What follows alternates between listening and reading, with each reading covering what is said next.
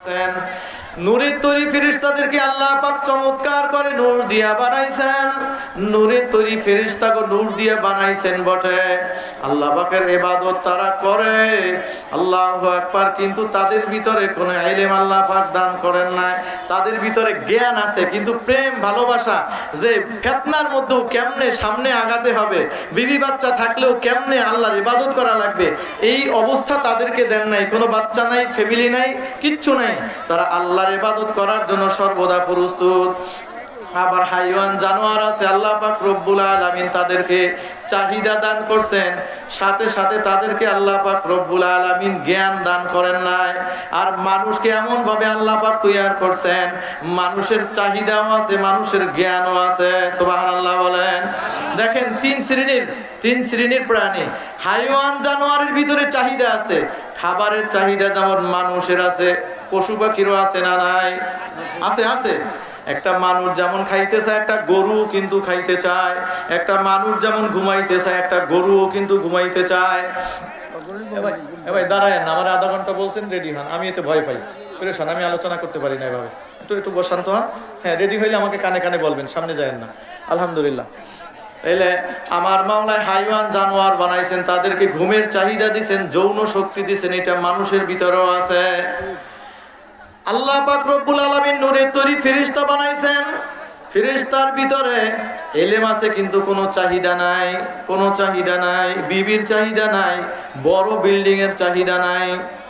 আল্লাহ পাক রব্বুল আলামিন তাকে যেমনি হুকুম করছেন, হুকুম পালন করবার জন্য ওই রকমই তারা অবস্থান করছেন। কেউ সেজদা অবস্থায়, কেউ রুকু অবস্থায়, কেউ জিকির অবস্থায়, কিয়ামত পর্যন্ত কাটায়া দিবেন। সুবহানাল্লাহ। কিন্তু আল্লাহ পাক রব্বুল আলামিন মানুষকে এমন ভাবে তৈয়ার করছেন, আমার মাওলা মানুষকে এমন তবিয়ত দান করছেন, মানুষকে চাহিদাও দান করছেন। আল্লাহ পাক চাহিদা নিয়ন্ত্রণ করার জ্ঞানও দান করছে। সুবহানাল্লাহ। ভালো করে বুঝবেন, যারা মানুষ, যারা কবরের জাতি, তারা কিন্তু বুঝবে। মানুষের নামে যারা অমানুষ, তারা কিন্তু বুঝবে না। ফেরেশতাদের চাহিদা নাই কিন্তু জ্ঞান আছে। মাওলার প্রেমে তারা যে যা কিছু প্রয়োজন, পর্যাপ্ত জ্ঞান তাদের আছে। দোয়ায় কুনুত জানে, সুবহানাল্লাহ জানে, রুকু জানে, সিজদা জানে, কিন্তু তাদের কোনো চাহিদা নাই।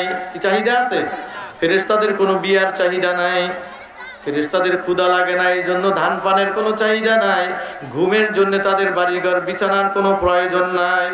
আবার আল্লাহ পাক হাইওয়ান জানোয়ার বানাইছেন, গরু ছাগল ভেড়া বকরি, এদের জম চাহিদা দান করছেন কিন্তু ইলম জ্ঞান দান করেন নাই। আল্লাহ পাক রব্বুল আলামিন মানুষকে এমন ভাবে তৈয়ার করছেন, ও মানুষ, মানুষের জ্ঞানও আছে, মানুষের চাহিদাও আছে। বলে চাহিদার সাথে আমার মাওলা জ্ঞান কেন দান করছেন? বলে গাড়ি চলবে, যদি ব্রেক না থাকে তাহলে গাড়ি অ্যাক্সিডেন্ট হয়ে যায়। কি বলেন, ঠিক নেই? মানুষের জন্য আল্লাহ পাক রব্বুল আলামিন জ্ঞান দান করছেন, বিধিনিষেধ দান করছেন, শরিয়াত দান করছেন। এই জন্য মানুষ চাহিদা আছে বটে, চাহিদা কেমনে মিটাইবে এটার জন্য আল্লাহর বিধান আছে না নাই? দেখবেন পশুরা চাহিদা আছে মিটায়, ওর কোনো বিধান নাই, ঠিক কিনা কোন? একটা পশু তার যৌন চাহিদা মিটাবার জন্য কার কাছে যাওয়া লাগবে, কেমনে বিয়া সুরা সাক্ষী লাগবে, কোনো বিধান আসেনি? কথা বলেন, আছে? একটা কুকুর রাস্তায় চলে চলে ওখানেই চাহিদা মিটায়, ওর কোনো হিতাহিত জ্ঞান নাই। কেন জ্ঞান নেই? আল্লাহ পাক করে কোনো বিধান দেন নাই, ওরে শুধু চাহিদা দিয়েছেন, ও চাহিদা মিটায়, চাই রাস্তায় হোক চাই রাস্তার বাহিরে হোক। একটা গরুকে আমার মাওলায় খাবারের চাহিদা দান করছেন, ও শুধু চাহিদা মিটাবার জন্যই ব্যস্ত পাগল। কার ফসল, কার ক্ষেতের ভিতরে ঘাস খায়, কার ফসল নষ্ট করে, এই ফসল খাবারের পরে কি মালিক আল্লাহু আকবার বেজার হবে না? মালিক খুশি হবে? ফিতনা হবে কি হবে না? এই হিতাহিত জ্ঞান কিন্তু একটা গরুর ভিতরে নাই। কি বলেন, ঠিক নেই? আপনি বাড়ির পাশে সুন্দর একটা বাগান করছেন, আপনি গরুটাকে বুঝাইলেন, গরু খবরদার, এইটা আমার বড় শখের বাগান, খবরদার আমি বিভিন্ন জায়গা থেকে চারা নিয়ে আসছি, এখানে রোপণ করলাম, খবরদার এইটার ভিতরে মুখ লাগাবি না। বলেন, গরুটাকে কান ধরিয়া বয়ান কইরা বুঝাবার পরে, বরিশাল থেকে আজাদি হুজুর আসছেন, বিভিন্ন হুজুর আনার পরে, তবলিগের হুজুর আনার পরে, এই বগুড়া জামিল মাদ্রাসা থেকে বড় হুজুর আনার পরেও যদি বুঝাইতে থাকেন, তাহলে গরুটাই কি বুঝবে? কি গরুটাই বুঝবে? তাহলে গরুটা কেন বুঝবে না? ওর ভিতরে আমার মাওলা কোনো জ্ঞান দেয় নাই, কোনো শরীয়ত কোনো বিধান দেয় নাই। ওর খাবারের চাহিদা আছে, খাওয়া দরকার। কোন জায়গাতে খাবো, কিভাবে খাবো, এটা আর দেখার বিষয় না। সামনে পাইছি খামু, কথা বলেন ঠিক কিনা? সামনে পাইছে খাবে। একটা বিড়াল দেখবেন ওর খাবারের চাহিদা আছে, মালিক এত আদর করে। শীতের দিনে দেখবেন বিড়াল পোষা প্রাণী ল্যাপের ভিতরে ঘুম পাড়ায় অনেকে, এত সুন্দর বিড়ালকে ভালোবাসে। এরপরে নতুন মেহমান আসছে, আপনি বিড়ালকে বুঝাইলেন, ও বিড়াল আজকে যে মাছ আর গোশত রান্না করা হয়েছে, খবরদার নতুন মেহমান আসছে তাদেরকে খাওয়ানো হবে, খবরদার মুখ লাগাবি না, আমি একটু গোসলটা সাইরে আসি। বিড়াল কইব, মালিকে কি কইলো তো বুঝলাম না, তো একটু টেস্ট করে দেখি, ঠিক কিনা বলেন? তাহলে বিড়ালদার কোনো হিতাহিত জ্ঞান নাই, ওর চাহিদা আছে খাবারের জন্য। এই জন্য মালিক বুঝাবার পরে ও খাবে কি খাবে না, মালিক বেজার হবে কি হবে না, মালিক ঘরের থেকে তাড়ায়া দিবে কি দিবে না, এই হিতাহিত জ্ঞান একটা বিড়ালের ভিতরে কিন্তু নাই। আর আমরা মানুষ, আমাদের ভিতরও খাবারের চাহিদা আছে। হে দুনিয়ার পাগলেরা, ও 3.5 হাত নৌকার মাঝি কবরের যাত্রী, একটা বিড়ালের ভিতরও খাবারের চাহিদা কেমনে মিটায় সে চিন্তা করে না, ফিকির নাই। তুমি আমি মানুষ দাবি করার পরেও খাবারের চাহিদা মিটাবার জন্য কিসের হারাম, কিসের কি, কিসের সুদ, কিসের ঘুষ, তুমি যদি হিতাহিত জ্ঞান রাইখা তুমি যদি বোঝার চেষ্টা না করো, হারাম থেকে বাঁচার চেষ্টা না করো, তাহলে গরু বকরি বিড়াল আর তোমার ভিতরে বন্ধু কিসের ব্যবধান? কি কোনো ব্যবধান আসেনি? গরু খাইতে আছে চাহিদা, কোনো বাদ বিচার নাই। তুমি মানুষ, তুমিও খাইতে আসো, কিসের জুলুম, কিসের কি? গরিব ঠগাইয়া হইলেও ধনী হওয়া লাগবে, একদল আছে না নাই? আছে, আছে, বগুড়ায় নাই, আছে। গরিব ঠগানো হইলেও তামাম দেশের ভিতরে গরিবেরটা খাইয়ে হইলেও তারপরে ধনী হওয়া লাগবে, এরকম একদল ফেসিস্ট আছে না নাই? কোটি কোটি টাকা হারাম ভাবে কামাই করবে, মানুষ পাইলো কি পাইলো না, গরিবের হক পাইলো কি পাইলো না, এইটা নিয়ে তার কোনো জ্ঞান নাই। হারাম সুদ ঘুষ যেভাবে আসুক খাওয়াই লাগবে। তাইলে তুমি মানুষ, তুমিও যেমনে পাও তেমনে খাও, গরুটাও যেমনে পায় তেমনে খায়, তাইলে তুমি মানুষ দাবি করলা কেমনে? গর্বা সুরত আদমি সাবুদ আহমাদু বুজেল হামেক সাবুদে। এ ভাইরা, আবু জেহেলও কিন্তু পরিসংখ্যানে হাত পার দিক দিয়ে একটা মানুষ, দুনিয়ার দিক দিয়ে শিক্ষার দিক দিয়েও কিন্তু কম না। আবু জেহেলকে কিন্তু, আবু জেহেল মানে মূর্খের বাপ, মূর্খের পিতা। আসলে কোনো মা কোনো বাবা কিন্তু তার সন্তানের নাম মূর্খের বাপ রাখতে পারে না, কি বলেন ঠিক নেই? মা বাবা সন্তানের ভালো নাম রাখে, আবু জেহেলের নামটাও কিন্তু ভালো ছিল, ওমার, হিসামের পুত্র ওমার। তার উপাধি ছিল আবুল হেকাম, বুদ্ধিমানের লিডার। আবু জেহেল এত জ্ঞান রাখতো, যুদ্ধের ময়দানে সেনা প্রধান হইয়া যাইতো, আল্লাহু আকবার। এত কিছু ক্ষমতা, এত কিছু কুফরে কুরাইশদের নেতার নাম হইল আবু জেহেল। আরবের ভিতরে ব্যাকরণ, আরবির দিক দিয়ে এত জ্ঞান ছিল তৎকালীন মানুষের ভিতরে। সেই মানুষগুলোর ভিতরে আবুল হেকাম তার উপাধি ছিল।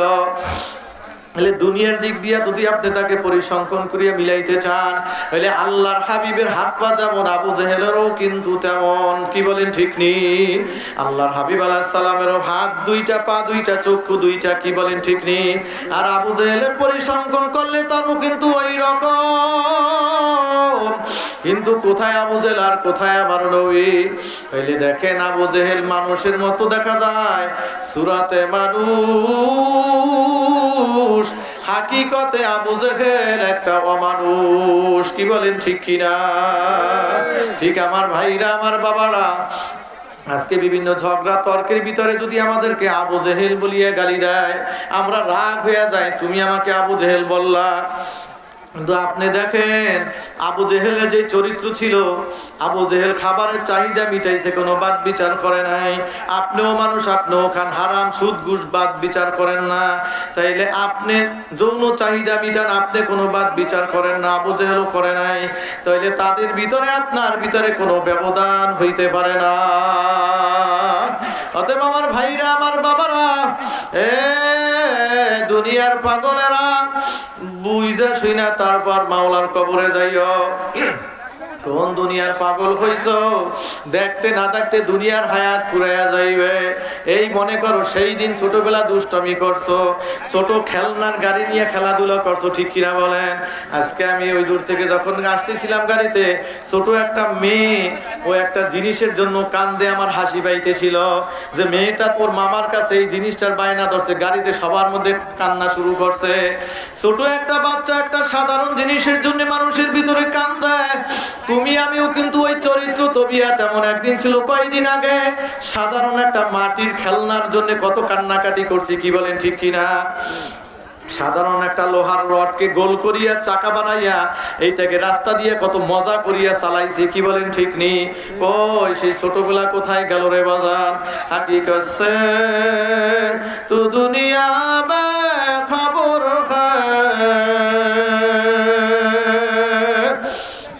দুনিয়া কি নুমাইশ পর নজর হে বাজান, আসলে আমরা দুনিয়ার হাকিকত বুঝি না। দুনিয়া কি দেখতে না দেখতে শেষ। ওই যে এক গান গাইতো, 1 মিনিটের নাই ভরসা, 1 মিনিটের নাই ভরসা কই একদিন নিশ্চয়ই যে গানের টান মারছে, এই শাহ বলিয়া টান মারছে। দেখে আল্লাহর বান্দায় শাহ টানের ভিতরে আর দুনিয়ায় নাই। আল্লাহু আকবার, নারায়ে তাকবীর। 1 মিনিট নাই ভরসা বলিয়া টান মারছে, টানের ভিতরে দুনিয়া ফুরাইয়া গেছে রে বাজার। তুমি আমিও কিন্তু এরকম দুনিয়াকে আজকে যত আপন মনে করো, আমার বাড়ি, আমার ক্ষমতা, আমার ছেলে, আমার মেয়ে, আমার বিবি, আমার ঘর, আমার বাড়ি, আমার গাড়ি, আমার মুখ, আমার তুমুক, কোন পর্যন্ত বাজার? বুজুর্গানে দিন বলছে আসলে দুনিয়ার বিষয়গুলো একটা স্বপ্নের মতো। আল্লাহর বান্দারা, কবরের যাত্রীরা, আল্লাহ পাক রব্বুল আলামিন কোন জিনিসকে বেহুদা বানান নাই। কোনদিন কি চিন্তা করিয়া দেখছো আল্লাহ পাক স্বপ্ন কেন দান করলো? প্রত্যেকটা মানুষ, ধনী গরিব, স্বপ্নের ভিতরে কিছু না কিছু দেখে, কি বলেন ঠিক নেই? স্বপ্নের ভিতরে মানুষ খায়, স্বপ্নের ভিতরে মানুষ আনন্দ উল্লাস করে, ঠিক কিনা? আবার স্বপ্নের ভিতরে মানুষ বিভিন্ন ভয়ঙ্কর প্রাণী তারায় সে চিল্লায়া চিল্লাইয়া দৌড়ায়, এরকম দেখে কি দেখে না? কি স্বপ্নে দেখেন? স্বপ্নের ভিতরে দেখা যায় কত কিছু খাওয়ার জিনিস, খায়ও মজাও লাগে,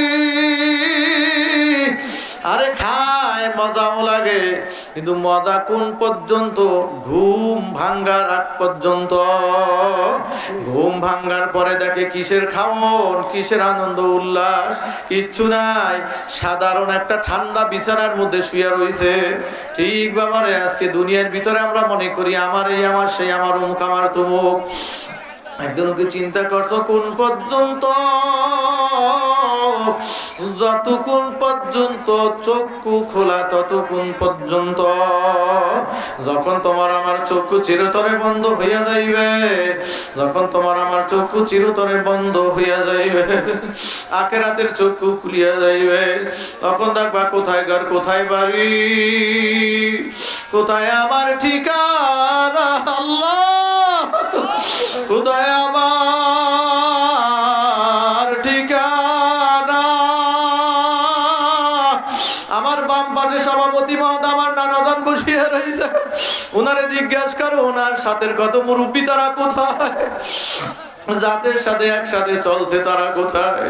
আজকে ওনাকে তোমরা চাচা কইয়া ডাক দাও, উনি যাদের চাচা বলছে ওনার চাচারা আজকে কোথায়?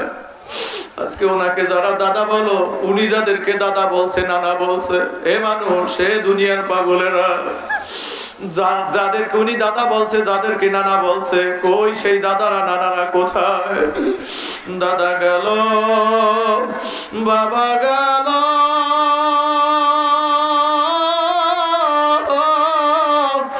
কেউ তো ফিরে আসলো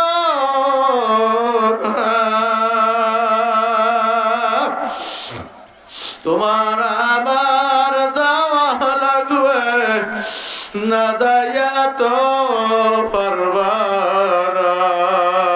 কি বাবা পারবা? দাদাই গেল আসে নাই, বাবাই গেল আসে নাই, কত সাথী হারাইয়া গেল আর তো ফিরে আসলো না। এ সুন্দর মানুষেরা, তুমিও চলিয়া যাবা, চন্দ্র বদন শত শত যোগ করিয়াছি মোরা মাটিতে দাফন। কিছুদিন পরে ভাঙ্গা কবর, খুঁড়িয়া মর্মে লাগে যে ব্যথা। কোথায় বদন কোথায় কাফন, খুঁড়িয়া মর্মে লাগে যে ব্যথা। আরে যখন চক্ষু দুইটা বন্ধ হইয়া যাইবে, আমরা মক্কা থেকে মদিনায় রওনা করছি, তো মাঝখানে যখন বিরতি দিল, চারিদিকে মাইলকে মাইল, কিলোর পরে কিলো, কোনো ঘর নাই বাড়ি নাই। এক জায়গায় বিরতি দিল, আমরা নামাজের জন্য নামলাম। ঢুকতেছি দেখি অনেক ভিড়। ব্যাপার কি ভাই, ভিড় কেন? বলে আজাদি ভাই ইরাক থেকে আসে স্বামী স্ত্রী উমরা করার জন্য, মসজিদে ঢোকা শুরু করছে, আল্লাহর বান্দা মসজিদের সিঁড়িতে পড়িয়া গেছে, সাথে আর কেউ নাই। বিবি লাশের পাশে মাথা হাত বুলাইয়া কান্দে, ও স্বামী গো, একসাথে মাওলার বাড়ি জিয়ারত করার জন্য আসলাম, একসাথে মদিনাতুল মুনাওয়ারা জিয়ারত করার জন্য রওনা করলাম। কই তুমি একটু আগে ওনা কথা বলছো, এখন কথা বলো না। কে আমাকে মদিনায় নিয়ে যাবে? কে আমাকে নবী পাকের দরবারে নিয়ে যাবে? মানুষজন ভিড় পড়িয়া গেছে, পুরুষ আসছে, পুলিশ আসছে, মেয়েরা আসছে। মহিলাটাকে বুঝায়, কান্না থামাইতে পারে না। এবার কি মনে করছো লাশ হইয়া থাকবা? মেয়েটা পাশে বলি আব্বা আব্বা বলিয়া চিল্লাইবে, লাশ হইয়া পড়িয়া থাকবা। বিবি রুমের ভিতরে স্বামী স্বামী বলিয়া চিল্লাইবে, ভাই ভাই বলিয়া কেউ কাঁদবে।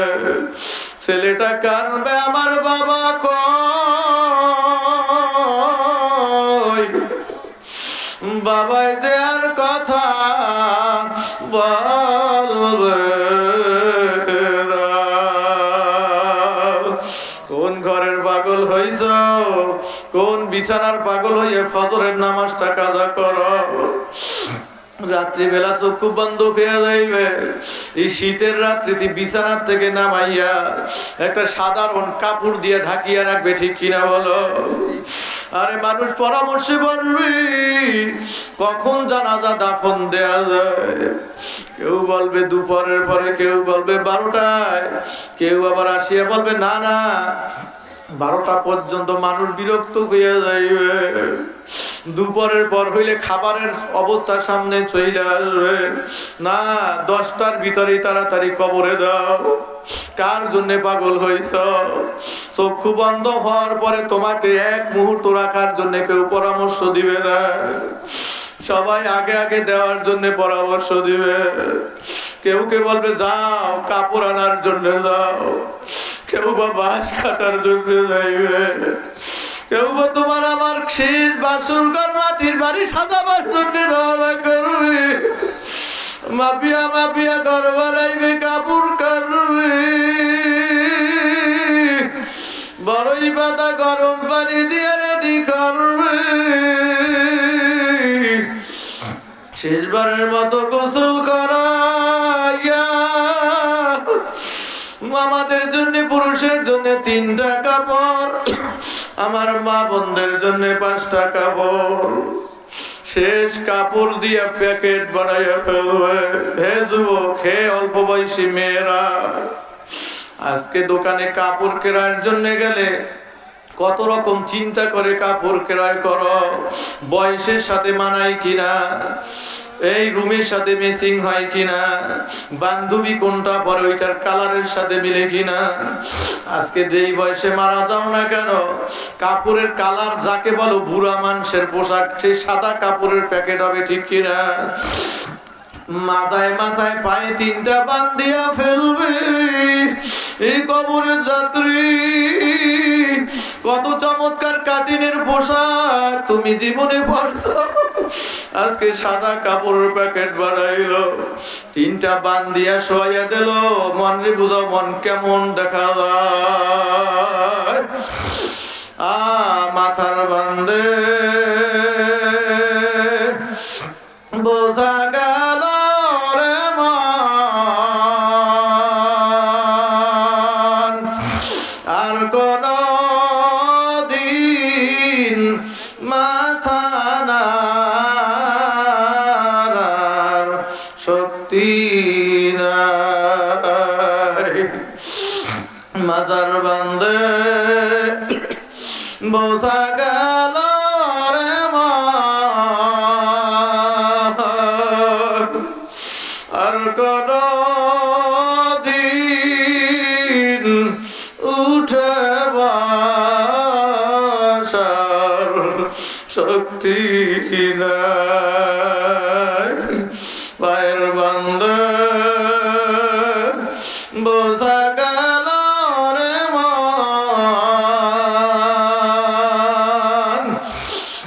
আর কোন দিন হেঁটে চলার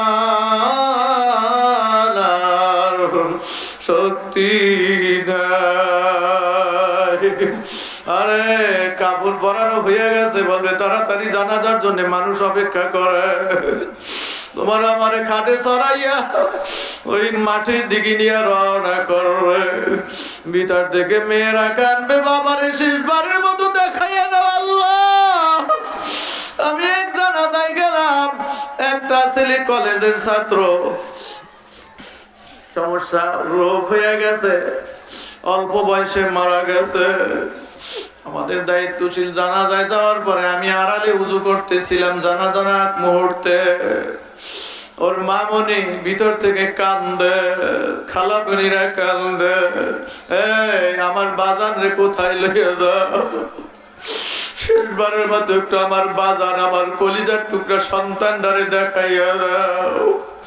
যেই সন্তানরে বুকে জড়াইয়া মানুষ খাল্লা, যেই সন্তানকে নিজে ভিজার ভিতরে শীতের ভিতরে শুইছি, সন্তানকে গরমে শুকনার ভিতরে রাখছে, কই আমার বাবারে না দেখাইয়া নিও না। পর্দাশীল ফ্যামিলি মানুষজন সরাইয়া দিল, লাশকে ঘরে উঠায় নাই, দরজার সামনে রাখছে, মুখের কাপড়টা খুলিয়া দিয়েছে। মামনি কান্দে আর বলে, বাজান রে তোরা তো ভালো ভালো পোশাক রাইখা সাদা পোশাকে যে মানায় না আল্লাহ, এবার তোরা যে এত ডাকি সারা দাও নাই, তোরা আমারে ফালাইয়া কোথায় রওনা করছো। ওরে বাজান আমারে ফালাইয়া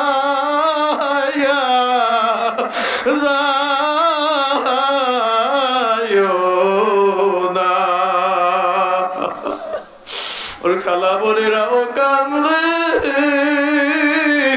আমিও দুর্বল হয়ে গেছি।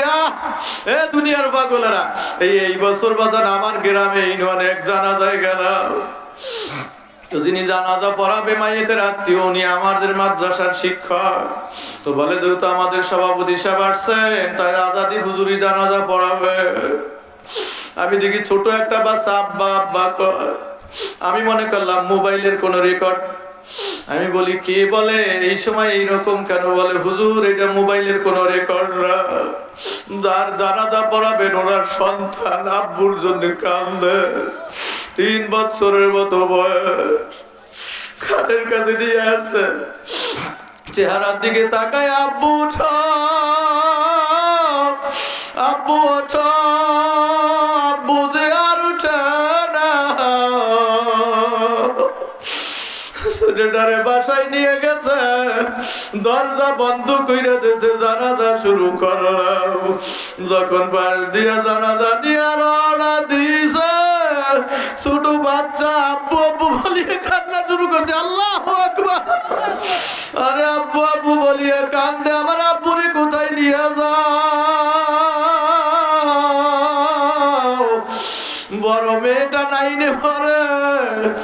বলে আমার আব্বুরে নিও না,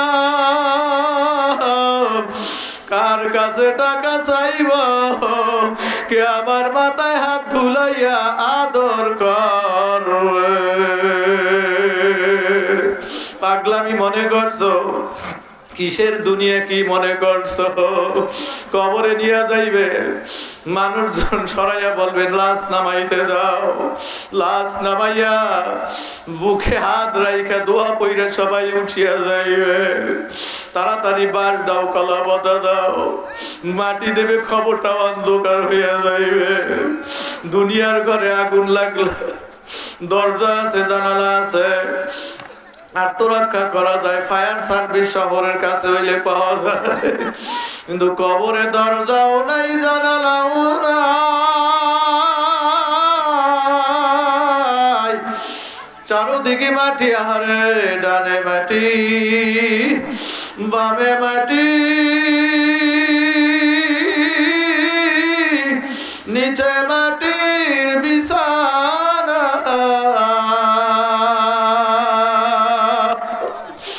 উপরে বাঁশের সাউরি, ভাইগা যাইতে পারবা।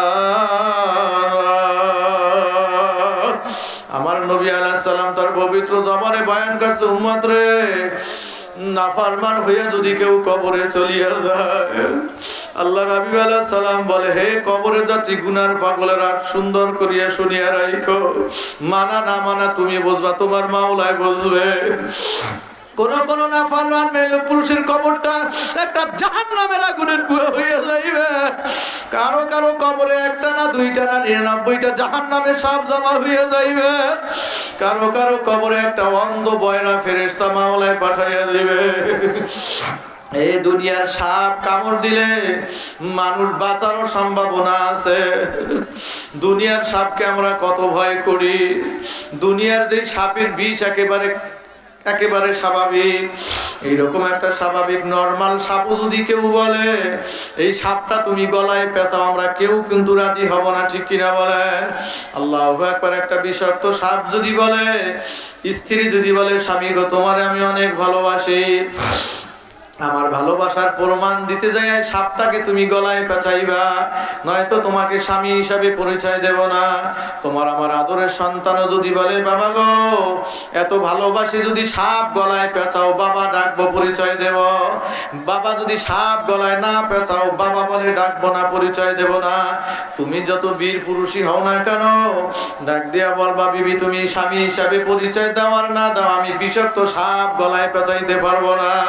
এ সন্তান, বাবা ডাকো আর না ডাকো, পরিচয় দাও চাই না দাও, না আমি কিন্তু সাপ গলায় পেঁচাইতে পারবো না, আমি কিন্তু এই সাপ গলায় পেঁচাইতে পারবো না। আল্লাহর বান্দারা, দুনিয়ার একটা সাপ কামড় দিলে মানুষ বাঁচতেও পারে, মরতেও পারে। এই সাপ তুমি বিবির কথায়, ছেলে মেয়ের কথায়ও গলায় পেঁচাবা না। তাইলে কোন মায়ায়, কোন বন্ধুর মায়ায়, কোন সমাজের ধোকায় গুনাহ করো, ওই জাহান্নামের সাপ এক একটা কি অবস্থা। আল্লাহু আকবার। আল্লাহ আমাদের সবাইকে মাফ করিয়ে দেন, আমিন। আল্লাহ আমাদের সবাইকে আপনার জন্য কবুল করেন, আমিন। আল্লাহ নবী আলাইহিস সালাম বয়ান করে, ওই এক একটা সাপ এত মারাত্মক, এত কঠিন। এই বইয়ের ভিতরে পড়ছি, আফ্রিকার জঙ্গলে সাপ এত মারাত্মক, মানুষকে যদি আঘাত করে, আঘাত করার সঙ্গে সঙ্গে গোশত হাড্ডি থেকে আলাদা হইয়া যায়। আফ্রিকার জঙ্গলে সাপ এত মারাত্মক, আর জাহান্নামে সাপগুলো এত মারাত্মক হবে। আল্লাহর নবী আলাইহিস সালাম বলে, ওই সাপ যদি দুনিয়ার কোনো একটু ফাঁকা জায়গায় নিঃশ্বাস ফেলতো, গাছপালা তরুলতা সব জ্বলিয়া পুড়িয়া ছারখার হইয়া যাইতো। আল্লাহর হাবিব বলেন, কিয়ামত পর্যন্ত ওই সাপের বিষের ক্রিয়ায় জমিন থেকে একটা ঘাস পর্যন্ত উঠতো না। সুবহানাল্লাহ। এত মারাত্মক, এত কঠিন। ওই রকম মারাত্মক কঠিন সাপ একটা না, দুইটা না, 99টা সাপ কবরে পেঁচাইয়ে ধরবে। নাফরমান ছাড়াইতে চাইবে, ছাড়াবার চেষ্টা করবে, আমার মাওলাই কুদরতি ভাবে সাপের জবান খুলিয়া দেবে। আল্লাহু আকবার। সাপ ডাক দিয়া বলবে, হে নাফরমান, হে খবিস, দুনিয়ার ভিতরে মাওলার হুকুম নামাজ মানো নাই, পর্দা মাওলার হুকুম মানো নাই, রমজানের রোজা মাওলার হুকুম রোজা রাখো নাই, মানো নাই। ধনীদের জন্য যাকাত ফরজ ছিল, যাকাত দাও নাই, হুকুম মানো নাই। জিকির আজকার করো নাই, নেকের কাম করো নাই। মাওলার হুকুম দুনিয়ার ভিতরে অমান্য করিয়া কবরে আসছ। আজকে মাওলার হুকুম হয়ে গেছে তোরে কিয়ামত পর্যন্ত কামড়ানোর জন্য। কিয়ামত পর্যন্ত তোরে পেঁচাইয়া কামড়াইতে থাকবো। যত চেষ্টা করবি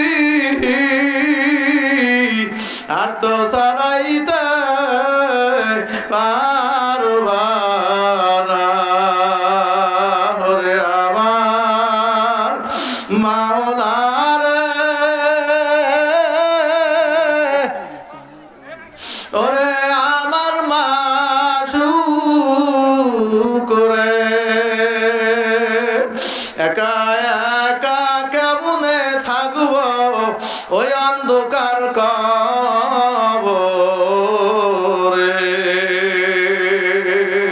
এ ভাইরা, ওই কবরে যাওয়া লাগবে কি লাগবে না? কি কবরে কি আল্লাহর বান্দা হইয়া নবীর উম্মত হইয়া যাইতে চাই? সবাই যাইতে চাই। কে কে যাইতে চাই? নারায়ে তাকবীর, নারায়ে তাকবীর। আলহামদুলিল্লাহ, আল্লাহ কবুল করেন। তাহলে নামাজ লাগবে কি লাগবে না? ভাই আজকে নিয়াত করো যে আমি নিয়াত করলাম ইচ্ছা করে এক ওয়াক্ত নামাজ ছাড়বো না, ইনশাআল্লাহ। ইনশাআল্লাহ নিয়াত করো, আল্লাহ পাক নিয়াতে বরকত দান করবে। হে যুবক, তোমার থেকে কম বয়সে অনেকে কবরে চলে গেছে, ঠিক কি না? লম্বা সুযোগ তোমার নাই, কখন চলে যাবা।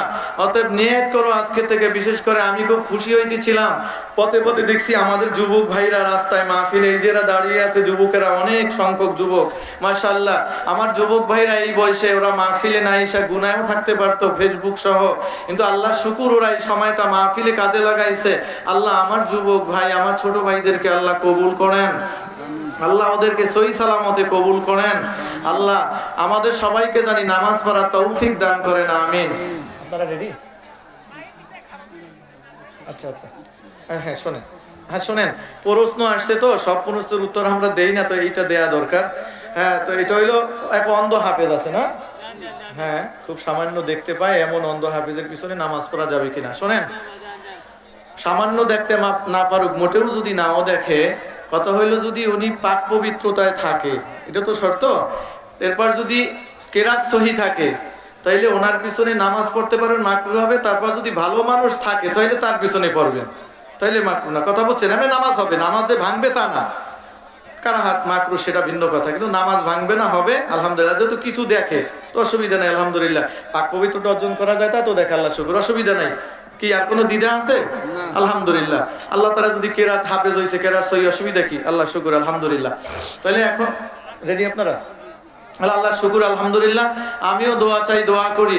আসলে বয়ান আল্লাহ পাক কবুল করছেন, নাই তো আগে রেডি হবে না কেন? এই বয়ান হয়তো আল্লাহ পাক করাবেন, কি বলেন? সব জায়গায় সব বয়ান ওঠেও না, সব বয়ান সব জায়গায় হয়ও না, আল্লাহ পাক যদি না করায়। তো যাই হোক, শেষ পর্যন্ত যা হইলো আল্লাহ পাক আমাদের ইসলাহের জন্য কবুল করেন, আমিন।